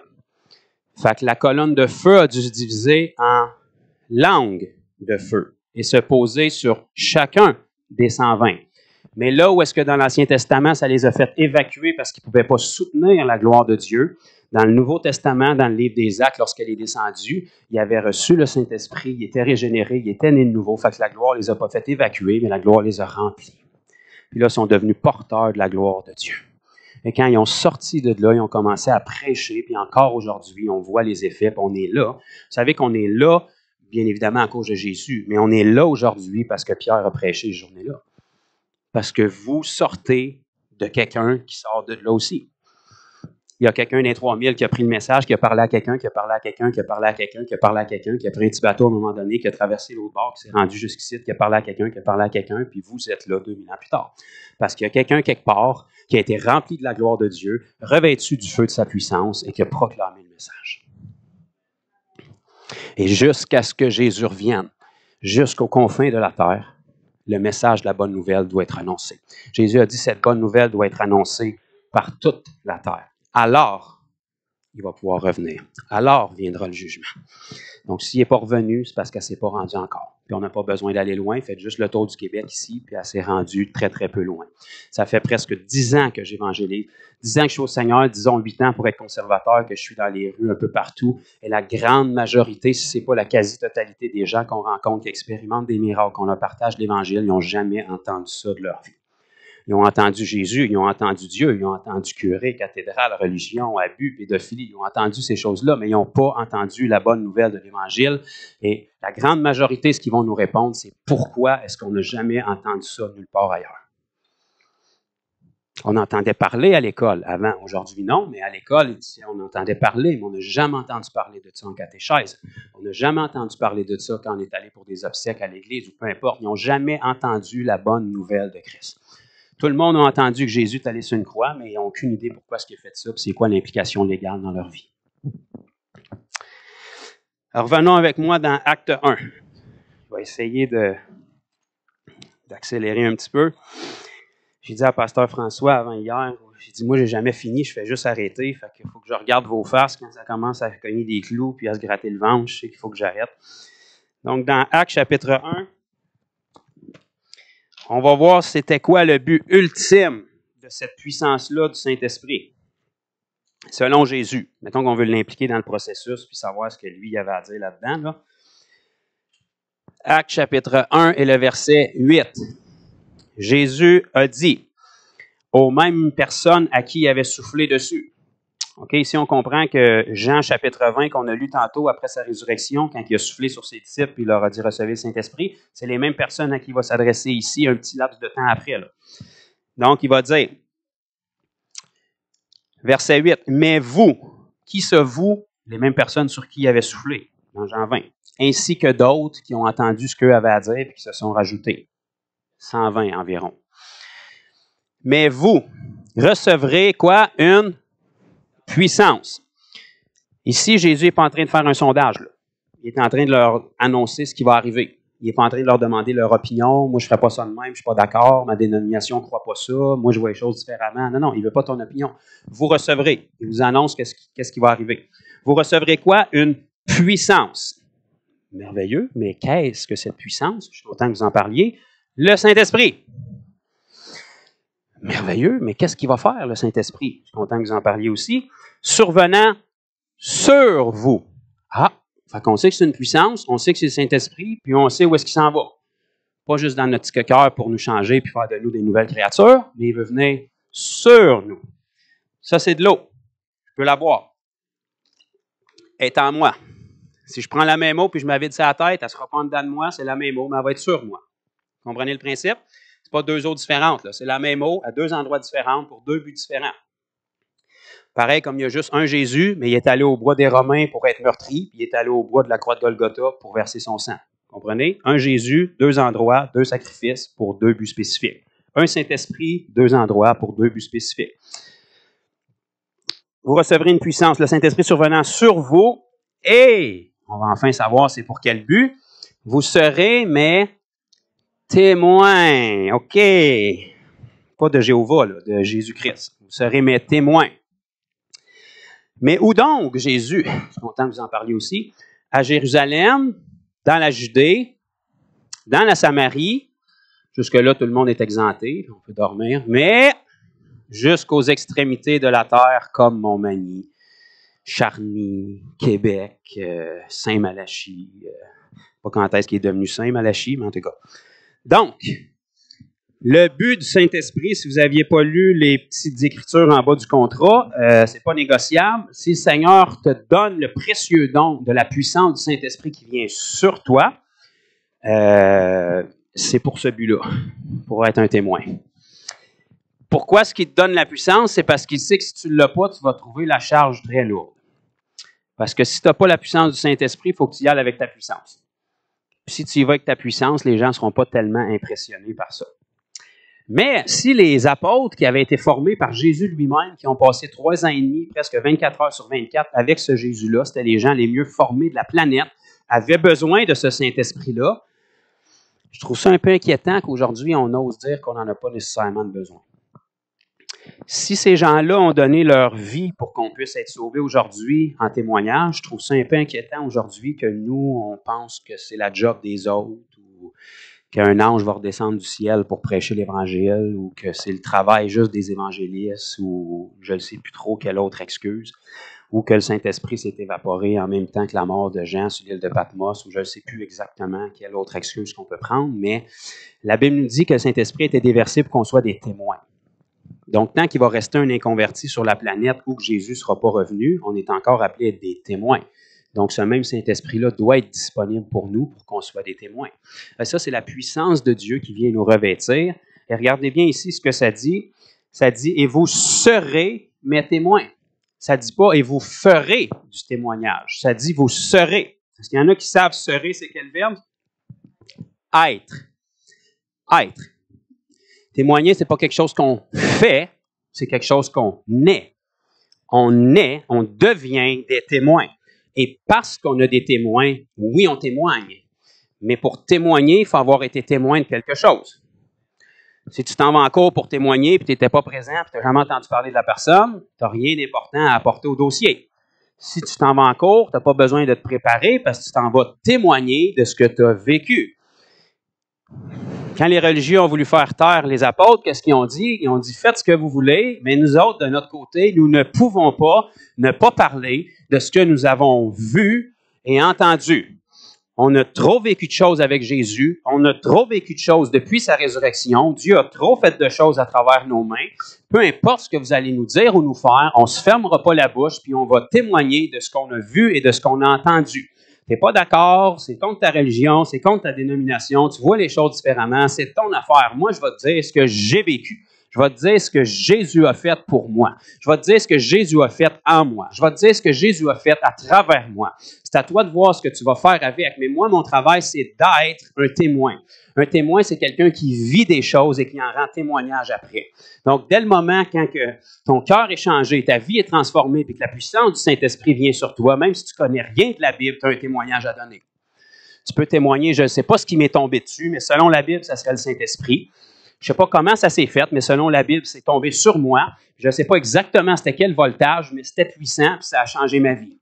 Ça m'a rempli d'une façon extraordinaire. J'ai senti quelque chose sur moi. Je me suis mis à parler dans des langues que je ne connaissais pas. Puis c'était pas juste pour faire le fou, parce qu'à chaque fois que je fais ça, ça transforme mon cœur, ça transforme ma façon de penser. Et puis là, je peux te témoigner de ce que j'ai vécu. Puis si tu n'es pas d'accord, ben c'est ton affaire, mais je peux aussi te démontrer que ce que j'ai vécu est vrai en priant pour toi pour que tu puisses expérimenter la même chose. Là, on devient des témoins et on peut rendre témoignage parce qu'on a vécu quelque chose. Tu demandes à un homme de te parler de sa femme, si ça fait longtemps qu'il est avec, il n'y aura pas de misère à le faire. S'il ne la connaît pas, il peut en parler d'une manière superficielle. Okay? Moi, je connais Donald Trump, disons, mais je ne l'ai jamais rencontré. Je ne peux pas vraiment dire que je le connais. J'ai appris des informations sur lui. Mais si on se voit dans la rue et j'y fais un tata, probablement qu'il n'aura aucune idée je suis qui. Mais je peux dire, pourtant, je le connais. J'ai écouté plein de reportages, j'ai lu des livres sur lui, mais je ne le connais pas réellement. J'ai entendu parler de lui. Mais lorsque tu connais quelqu'un réellement, lorsque tu as vécu une expérience concrète, tu es capable de partager ton expérience parce que tu l'as vécue. C'est pour ça que la chrétienté est différente de toutes les religions sur la planète parce qu'elle débute par une expérience. Pas une expérience mentale et intellectuelle. Pas une philosophie auquel on a décidé d'adhérer. Une expérience personnelle. Dieu vient nous chercher où est-ce qu'on est. On a tous des arrière-plans différents, mais c'est tout le même sauveur, puis il va tout avoir le même effet sur nous. Il change notre cœur, il change nos aspirations, il change nos désirs, il change notre vision, puis quand sa puissance vient sur nous, nos actions changent aussi. Parce que la Bible nous dit, car tel il est, 1 Jean 4, 17, tel il est, parlant de Jésus, tel nous sommes. Oui, mon frère, un jour, on va être comme lui. Non, non, non. La Bible te dit, tel nous sommes dans ce monde. Pas juste au ciel, dans ce monde. Qu'est-ce que tu es en train de dire, mon frère? Tu dis qu'on est parfait? Non, je te dis que le parfait vit en toi et que tu as la capacité de vivre exactement comme Christ a vécu. Si tu fais les pas de foi dessus, l'obéissance, puis tu y mets la persévérance. Pourquoi? Parce que c'est de là que le mot chrétien vient. Vous savez que chrétien, là, ça a apparu dans Acte 12 à Antioche, puis ça veut dire petit Christ, mini Jésus-Christ, porteur du Christ, imitateur du Christ. Donc aujourd'hui, c'est utilisé de n'importe quelle façon, là, mais quelqu'un qui dit qu'il est chrétien ou chrétien, ça doit être quelqu'un qui est capable de vivre comme le Christ, qui a reçu la capacité du Saint-Esprit pour vivre comme Christ. Parce que vous savez que Jésus n'a pas vécu comme il a vécu parce qu'il était le Fils de Dieu. Là. Oui, il était le Fils de Dieu, mais il était pleinement homme. Il ne pourrait pas nous demander de faire quelque chose que lui n'aurait pas fait en tant qu'homme, sinon ça serait injuste. Si lui fait les choses en tant que Dieu, il ne peut pas nous demander en tant qu'homme de faire la même chose. Pourtant, Jésus a dit dans Jean, chapitre 14 et le verset 12, « En vérité, sachant que c'est quelqu'un qui disait juste la vérité, quand il dit 2 fois, ça veut dire qu'il veut qu'on écoute, là. En vérité, je vous le dis, celui qui croit en moi. » Donc là, il vient de former un nouveau groupe. On s'en fout, c'est quoi ta dénomination? Là? Celui qui croit en moi, donc le groupe des croyants en Jésus-Christ, fera les mêmes œuvres que j'ai faites et même de plus grandes. Donc, s'il disait ça en tant que fils de Dieu seulement, ça serait impossible pour nous. Il fallait qu'il le dise en tant qu'homme. Donc, le même esprit qui rendait Jésus homme capable de faire les œuvres qu'il faisait, c'est le même esprit qui vient sur vous et en vous, vous rendant capable de faire les œuvres que Jésus faisait. Acte 10, 38. Ne savez-vous pas comment Dieu a oint Jésus-Christ de Saint-Esprit et de puissance? Il allait de lieu en lieu, faisant du bien, guérissant tous ceux qui étaient sous l'empire du diable. Le Saint-Esprit a oint Jésus-Christ de Nazareth de Saint-Esprit et de puissance. Et qu'est-ce que ce Saint-Esprit-là faisait sur lui? Ça faisait qu'il allait de lieu en lieu et guérissait tous ceux qui étaient sous l'empire du diable. Pas parce que c'était Jésus, parce que c'était un corps humain qui était revêtu du Saint-Esprit et de la puissance. Vous, devant moi, autant que je sache, avez des corps humains.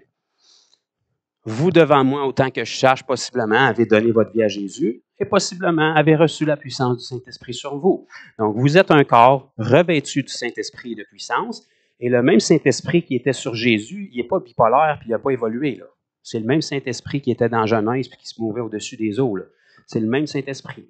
Et ce même Saint-Esprit-là qui donnait ces aspirations-là à Jésus d'attaquer le royaume des ténèbres et de gagner du terrain, c'est le même Saint-Esprit qui repose sur vous pour faire la même chose. C'est pour ça qu'en tant que chrétien, quand on n'obéit pas à Dieu puis qu'on n'évangélise pas, il y a un conflit intérieur puis qu'on se sent condamné, c'est pas parce que Dieu veut nous condamner, c'est parce qu'on attriste le Saint-Esprit en nous. Ce Saint-Esprit-là, c'est comme une bombe atomique qui veut sortir, qui veut toucher les gens, mais vous avez un problème qui est votre chair. Votre chair, elle va toujours résister, elle va toujours argumenter, elle ne voudra pas se soumettre à Dieu. C'est pour ça que la Bible dit qu'on a besoin de cette puissance-là qui vient sur nous pour nous aider à faire le pas. Et cette puissance-là qui vient sur nous, pareil comme le miracle de votre salut, ce n'est pas l'histoire d'une seule fois. Ce n'est pas l'histoire de j'ai levé ma main un dimanche soir dans une réunion en 1976, j'ai répété une prière, j'ai rempli un carton, depuis je suis un enfant de Dieu, alléluia. Peut-être que c'est arrivé comme ça, mais depuis vous cultivez votre relation et vous grandissez dans cette révélation-là. Il y a eu un point initial de repentance et d'abandon à Christ. Mais comme dans un mariage, ce n'est pas la bague puis les papiers qui fait que tu es marié. C'est la relation que tu développes après. C'est ça qui va faire que le mariage est réellement valable. C'est la même chose avec Dieu.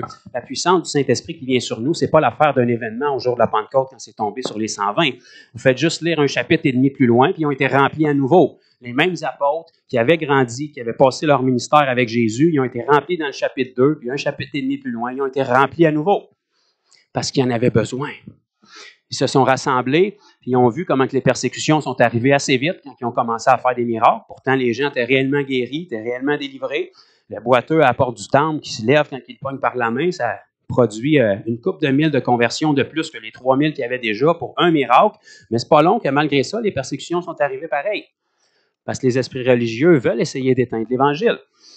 Et ces mêmes apôtres-là qui avaient été remplis dans le chapitre 2 du livre des Actes, ils se sont mis un chapitre et demi plus loin, puis ils ont prié. Ils ont dit, « Seigneur, étends ta main. » afin qu'il se fasse des signes, des prodiges et des miracles au nom de ton saint serviteur Jésus, afin qu'on ait l'audace. Qu'est-ce que tu veux dire, l'audace? Tu es un apôtre, tu as été formé par Jésus, tu viens de recevoir du feu sur la tête un chapitre et demi avant. Pourquoi? Ils sont humains comme vous. Dans leur chair, ça ne leur tentait pas de manger des roches. Dans leur chair, ça ne leur tentait pas d'être persécutés. Même s'ils voyaient des miracles, même s'ils voyaient des conversions. Ils ont dit, étends ta main pour que les miracles continuent d'arriver pour qu'on ait l'audace. Parce que quand la puissance de Dieu agit à travers vous, vous vous trouvez tout d'un coup un petit peu de courage. Vous avez un petit tas de courage qui remonte, puis quand vous mettez vos mains sur un aveugle, puis il est guéri, tout d'un coup, vous vous trouvez de quoi dire pour lui expliquer ce qui s'est passé. Tout d'un coup, vous n'avez pas de misère à rendre témoignage à Jésus. Tout d'un coup, vous n'avez pas de misère à lui dire qu'il est le même hier, aujourd'hui, éternellement le même. Puis peut-être même vous vous souvenez que c'est dans Hébreux 13:8. Tout d'un coup, vous vous trouvez du courage pour témoigner parce que vous voyez la puissance de Dieu agir à travers vous. Et quand les apôtres ont prié ça, ça nous dit que le lieu où ils étaient rassemblés s'est mis à trembler. Puis ils ont été remplis à nouveau du Saint-Esprit. Pourquoi? Parce que la puissance qui vient sur vous pour vous remplir, il faut qu'elle soit constamment renouvelée. Et comment est-ce qu'elle peut être renouvelée? C'est cette puissance-là vient sur vous pour que vous soyez un témoin.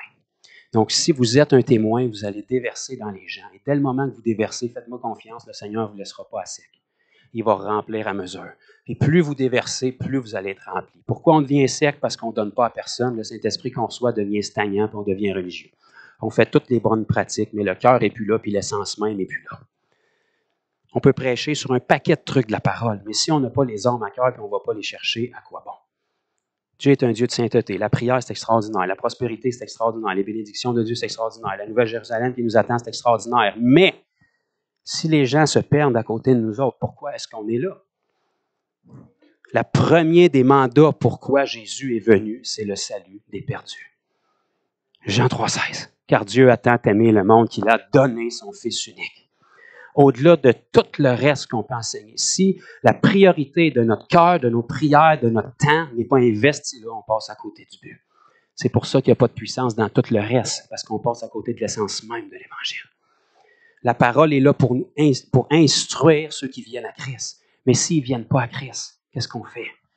On se flatte dans notre confort et dans notre connaissance, puis on passe à côté du but. Si l'Église ne remplit pas son mandat ici-bas, qui c'est qui va sauver les hommes? Il n'y a pas d'autre Saint-Esprit qui va tomber. Là. Il n'y a pas d'autre évangile qui va arriver. Là. L'évangile, il est déjà venu. Les fondations ont déjà été posées. C'est les apôtres et les prophètes. Le Saint-Esprit est déjà déversé. Puis jusqu'à ce que Jésus revienne, vous êtes l'équipe d'élite que le Seigneur a, puis moi aussi. Il n'y a pas d'autres renforts qui s'en viennent. Il n'y a pas d'anges qui vont tomber du ciel de plus. Ils viennent à notre aide, ils viennent à notre renfort, mais ils n'ont pas le droit de guérir les malades, ils n'ont pas le droit de chasser les démons, puis ils n'ont pas le droit d'annoncer l'Évangile. Ce n'est pas leur mandat, c'est le nôtre. Ils vont venir à notre aide pendant qu'on fait ça, mais ça doit être nous qui remplit notre mandat. Allez par toute la terre, prêchez la bonne nouvelle à toute la création. Puis les signes vont vous accompagner. Et c'est pour ça que la puissance du Saint-Esprit est nécessaire. Dès le moment que tu déverses dans des gens, le Seigneur peut te remplir. C'est le même principe qu'une batterie d'auto. Hein. Vous pouvez l'acheter flambant neuve, la mettre dans votre cabanon, puis un an après, elle va être vide, même si elle est encore scellée, parce qu'elle n'a pas fonctionné. La pile est faite pour que ça circule. Une batterie d'auto, c'est faite pour que ça sorte, puis l'alternateur en fait rentrer. Puis là, ça fonctionne, puis c'est fait comme ça. Un croyant, il est supposé d'être pas un réservoir, mais d'être un canal. Dieu remplit pour que ça coule. Dieu remplit pour qu'on devienne une source de bénédiction. Dieu remplit notre bouche pour qu'on puisse parler. Mais s'il remplit ta bouche et tu ne parles pas, ça va se corrompre, ça va te faire plus de tort à toi et puis aux autres que s'il te l'avait donné. Il faut qu'on se rouvre la bouche. Puis ça ne me dérange pas qui vous êtes, puis ça fait des années que je le fais. C'est inconfortable pour notre chair. Puis je peux vous dire que la puissance de Dieu puis les miracles sont une clé qui vont vous aider à ouvrir la bouche. Si vous ne savez pas où commencer, puis vous ne savez pas quoi dire, puis vous avez peur de la réaction des gens puis de leur jugement, il y a un langage qui est universel. Ça ne me dérange pas tes qui puis tes croyances. Si tu as mal quelque part, tu vas être guéri. Au-delà des croyances. On va mettre Jésus de côté une minute. Tu as mal quelque part, je peux t'aider. La façon que je vais le faire, on s'en fout. Là. Laisse-moi juste te montrer quelque chose. Laisse-moi toucher ton problème. Laisse-moi parler à ton problème, puis on jasera après. Qu'est-ce qui arrive si Jésus guérit à travers vous? Qu'est-ce qui arrive si vous dites être croyant, mais que quand les chrétiens prient pour un malade et il est guéri, ils sont plus surpris que le malade qui soit guéri? Ça démontre qu'ils ne croyaient pas vraiment qu'il allait être guéri, même s'ils disaient qu'il était croyant. Qu'est-ce qui arrive si Dieu passe à travers vous? Qu'est-ce qui arrive si une fois que la personne est guérie, elle vous regarde comme si c'était un ange descendu du ciel, puis elle regarde vos mains, puis elle dit « Comment vous avez fait ça? » Puis là, tout ce que vous avez à dire, c'est « Laisse-moi te parler d'un être extraordinaire qui s'appelle Jésus. » Ils ont parlé de lui d'un livre assez connu qui s'appelle la Bible. Tu en as peut-être déjà entendu parler, tu as peut-être ton opinion sur lui, mais c'est ce Jésus-là qui vient de te guérir. Puis s'il est capable de faire ça avec ton corps en 10 secondes, imagine ce qu'il peut faire avec ta vie si tu lui donnes. Serais-tu intéressé que je t'en parle? T'as-tu 5 minutes qu'on aille prendre un café? C'est comme ça que ça commence. Puis ça fait 2000 ans que c'est comme ça. Mais il va falloir passer par-dessus notre inconfort. Il va falloir arrêter de prendre les versets bibliques qu'on a accumulés puis se donner des excuses pour ne pas le faire puis commencer à le faire à un moment donné. Parce qu'on est tous là à crier à Dieu, utilise-moi. Donne-moi ton Saint-Esprit, plus d'esprit. Je t'avertis, s'il y a plus d'esprit, c'est pour témoigner. Fait que si tu ne veux pas témoigner, demande-en pas plus. Seigneur, utilise-moi. Je mets ma vie sur l'autel. Sérieusement, tu mets ta vie sur l'autel? Parfait. Seigneur Dieu, utilise-moi, je veux des hommes. Puis là, Dieu te répond, parfait, on commence quand? Là? Ben non, là, c'est dimanche, il faut aller dîner. OK? Puis après le dîner, ouais, ben, il y a du monde qui vient à la maison. Parfait. Dimanche soir, ben là, il faut se coucher, on travaille demain matin. Parfait. Lundi, d'abord? Ben non, lundi, je travaille, tu le sais. Puis là, la semaine d'école, c'est la piscine avec les enfants. Puis, OK, d'abord. Mercredi? Non, mercredi, c'est la réunion de prière, Seigneur. OK, après la réunion de prière, ben là, il faut se coucher, on travaille le lendemain. Puis, OK, d'abord, vendredi, après ta semaine? Non, vendredi, on a un agapé avec les frères, puis on a une réunion de prière. Je sais, la prière, c'est important. Parfait. Samedi, alors? Samedi, c'est ma seule journée de congé avec la famille. Il faut que je me repose un peu. Dimanche, alors? Ben, dimanche, on a un invité. Il faut être à l'église. OK, mais là, il y a 7 jours dans la semaine. Je ne peux pas en rajouter. Là. J'ai tout créé en 6 jours. J'ai fait une 7e journée. C'est quand que je vais pouvoir t'utiliser? Pourquoi tu dis « utilise-moi » ? Mais c'est comme ça qu'on fait pour la majorité. On est rempli avec plein de belles activités chrétiennes, qu'il n'y a rien nécessairement de mal dedans. Plein de belles activités familiales, qu'il n'y a rien nécessairement de mal dedans. Dieu aime nos rassemblements, Dieu aime notre famille, Dieu aime qu'on en prenne soin, mais ce n'est pas ça la priorité. Où est-ce qu'on a du temps pour Dieu dans notre horaire? Où est-ce qu'on a du temps pour son cœur à lui dans notre horaire? Où est-ce que dans tout notre travail de chrétien, on peut permettre à Dieu de rejoindre les hommes? Parce que vous savez, on peut être ici avec le plus beau tapis, le meilleur sambon, puis la meilleure musique, c'est pas ça qui va attirer les gens. La Bible nous dit d'aller. C'est pas aux poissons à sauter dans la barque, c'est aux pêcheurs à aller pêcher. Il faut aller lancer notre ligne. Il faut être là avec la bonne nouvelle puis leur donner. Nous, on le sait qu'on a la bonne nouvelle, qu'on a la vérité, mais les gens de l'extérieur ne le savent pas. La seule façon qu'ils vont pouvoir le savoir, c'est quand vous êtes un témoin puis vous allez leur dire ce que Jésus a fait pour vous. Puis si Jésus l'a fait pour vous, il aime ces personnes-là autant que vous. Puis il veut les toucher comme il vous a touché. Et puis il veut le faire à travers vous. Vous savez, l'Église n'a pas tellement de problèmes souvent à croire que Dieu peut tout. Ah, Dieu est grand, il est omniprésent, omnipotent, omniscient. On a même inventé des mots pour le décrire. Il peut tout, il est omnipotent, il est omniprésent, il est partout, puis il est omniscient, il sait tout. Alléluia, Dieu est merveilleux. Ça, mes amis, ce n'est pas de la foi, c'est une simple logique. Croire que Dieu peut tout, ça c'est facile. La foi, selon Dieu, c'est croire qu'il peut tout à travers toi. Ça demande de la foi. Ah, Dieu est capable de te guérir. Parfait, guéris-moi. Ben là, écoute, c'est peut-être pas là, c'est peut-être pas le temps, peut-être les étoiles sont pas alignées, peut-être pas à travers moi, je suis pas évangéliste, j'ai pas le don de guérison. OK. Fait que Dieu peut tout, mais pas vraiment, dans le fond. Dieu, il ne redescendra pas du ciel pour venir guérir les gens, sinon tout le monde serait guéri depuis un bout. Puis quand on regarde l'état de la planète, il y a besoin de guérison qui est là. Fait que la source de guérison, c'est qui? C'est vous et moi. La source de délivrance, c'est qui? C'est vous et moi. Fait que la foi, c'est pas de croire que Dieu peut tout, c'est croire Philippiens 4,13 qui nous dit « Je peux tout par celui qui me fortifie ». La puissance vient de Christ, mais ce n'est pas Christ qui va aller guérir les malades. Jésus a dit « Allez, guérissez les malades ». Quand on va guérir les malades ou chasser les démons, on ne parle pas à Dieu de la situation. Nulle part dans la Bible, quelqu'un a prié pour une guérison. Wow, je savais qu'on entendrait des mouches. L'Église moderne passe son temps à prier pour que les gens soient guéris. Nulle part dans la Bible, ça a été fait, sauf dans Jacques quand il prie pour des chrétiens. Jésus a dit, guérissez les malades. Comment est-ce que Jésus guérissait les malades? Lève-toi. Prends ton lit et marche. Va, ta foi t'a guéri. Une phrase, un mot. On ne parle pas à Dieu du problème. On transporte la guérison, t'es malade, tiens, j'ai ça ici. Boum. C'est ça, un ambassadeur du royaume de Dieu. Parler à Dieu d'un problème quand on fait face à un problème pour lequel Christ a déjà payé le prix à la croix, c'est le même principe que si vous seriez policier et vous seriez dans votre voiture en train de voir un voleur voler une banque, vous appelez la centrale et vous dites au caporal, « Caporal, je suis au coin de la rue Johnson et Jean-Guy, puis là, il y a un voleur qui est en train de voler une banque. » D'après moi, c'est le dernier appel que vous allez faire en centrale. Le sergent va vous dire, « Excuse-moi, dépose ton café puis tes beignes. Regarde dans ta ceinture, tu as un fusil, tu as des menottes, tu as une badge, puis tu as même un spray au poivre. Lève tes faufounes, puis va faire ton travail.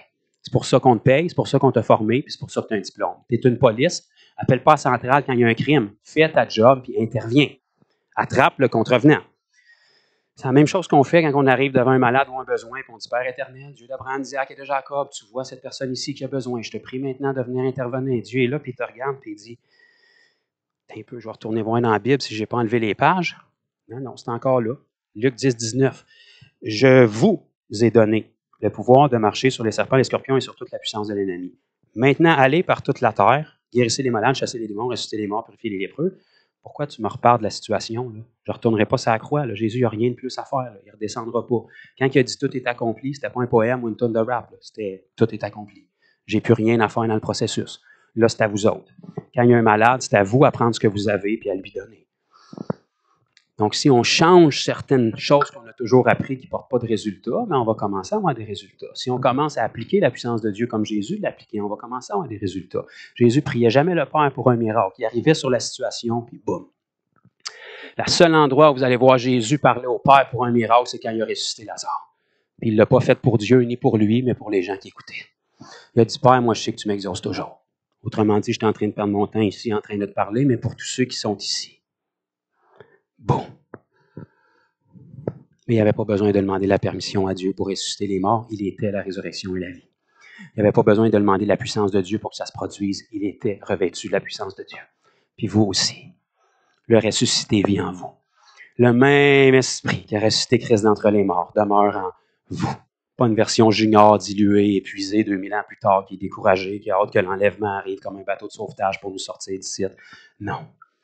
On devrait avoir de la misère à décoller à l'enlèvement parce qu'on est tellement en feu pour prêcher et qu'il y a encore du monde à sauver. Ça devrait être comme ça. On devrait être passionné pour la cause. Amen.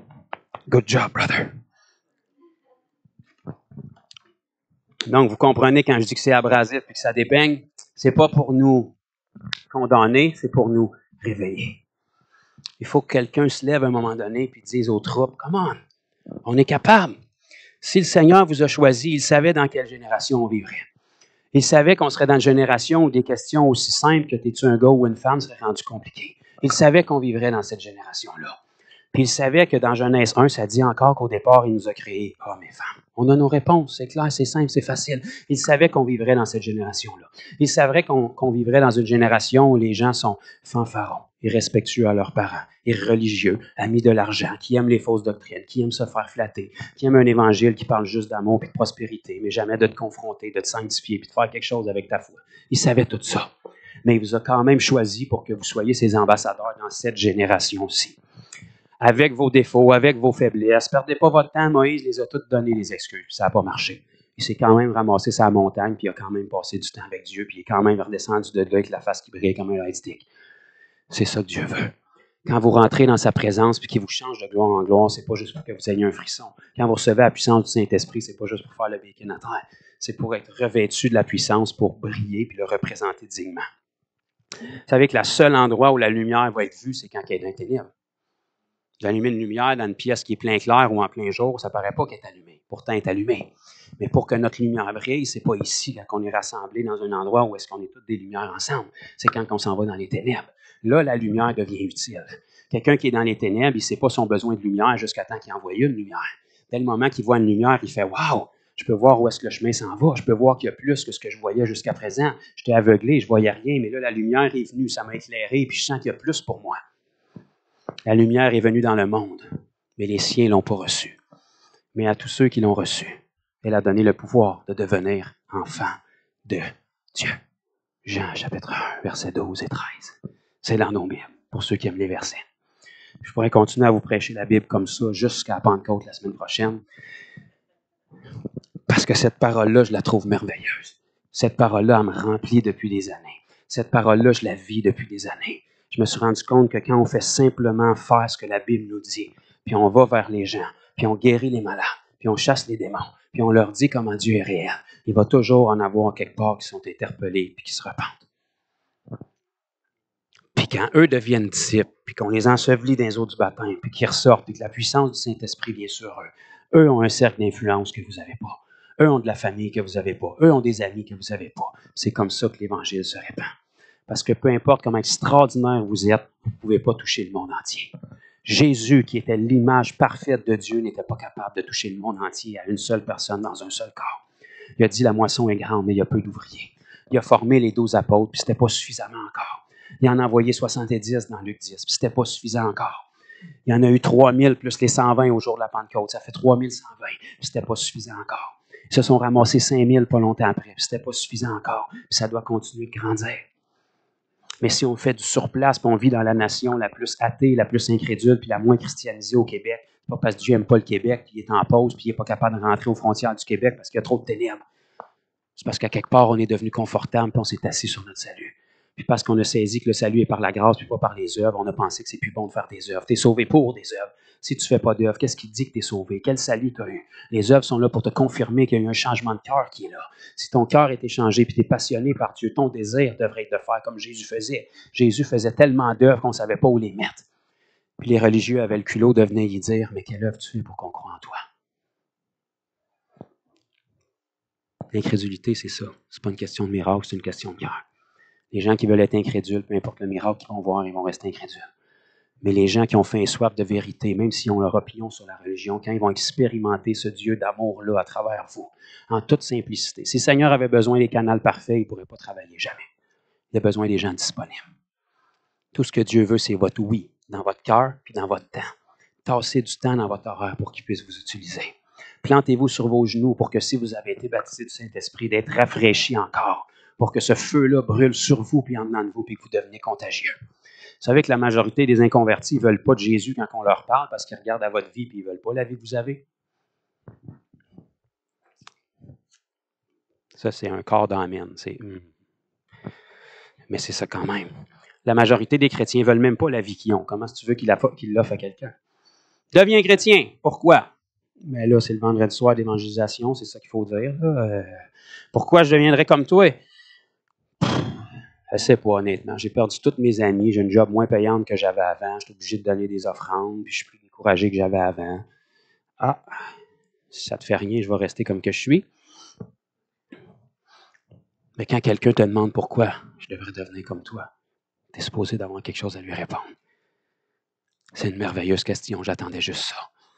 Toute ma vie, j'ai été perdu, j'avais un vide en dedans, je ne savais pas comment le combler, j'ai essayé tout. Mais quand j'ai rencontré Christ, il a tellement changé ma vie, même s'il est invisible, il est plus réel que tout ce que je connais. Mon cœur est passionné, enflammé, c'est lui qui m'amène au lit le soir, qui me réveille le matin. Je vis pour une chose, le faire connaître. Si sa grâce est étendue vers moi alors que je ne le connaissais pas, elle peut s'étendre vers toi, même si tu ne le connais pas. Ça ne me dérange pas dans quelle misère que tu es, mon Dieu peut intervenir dans ta situation. Donne-moi ta main, laisse-moi prier, laisse-moi te parler de Jésus. Tu peux penser que je suis fou et me ridiculiser, ça ne me dérange pas, j'ai rien à perdre, ma vie, je l'ai déjà perdue. La première chose que Dieu m'a demandé d'abandonner, c'est ma vie. Tu vas faire quoi? Tu vas me tuer? Tu vas me changer mon adresse. Ça ne changera rien. Laisse-moi prier pour toi. Laisse-moi te dire que Jésus est bon. Tu peux me persécuter, me ridiculiser, puis voir me couper de ta liste d'amis, mais mec, tu as besoin, sache que moi, je vais être là. Peu importe ce que tu vas avoir dit sur moi, je vais répondre au téléphone, mec, t'appelle. Peu importe combien de temps tu vas m'avoir persécuté. Quand tu vas avoir un besoin, parce que c'est une question de temps, tu vas avoir un besoin. Sache que tu peux revenir vers moi. Je te jugerai pas, je te condamnerai pas. Je vais prier pour toi. Puis mon Jésus peut changer ta vie. Ça devrait être ça, notre réponse. Pourquoi? Parce qu'on expérimente Jésus. Si tu viens à l'église et tu ne rencontres pas Jésus, qu'est-ce que tu as fait? Si tu rentres dans ton lieu de prière et tu ne rencontres pas Jésus, qu'est-ce que tu as fait? Si tu te plantes sur tes genoux et tu pries pendant 1 heure, même si tu pleures et tu as gagné le tapis, si tu n'as pas rencontré Jésus, qu'est-ce que tu as fait? Nos pratiques chrétiennes sont là pour accéder à Christ, pas pour faire des BA. Et si Dieu nous visite, à un moment donné, il ne vient pas juste pour nous visiter, il vient pour habiter. On va demeurer dans sa présence, on va transporter cette présence-là. C'est ça que les gens du monde vont vivre. Alléluia. Je vais arrêter là.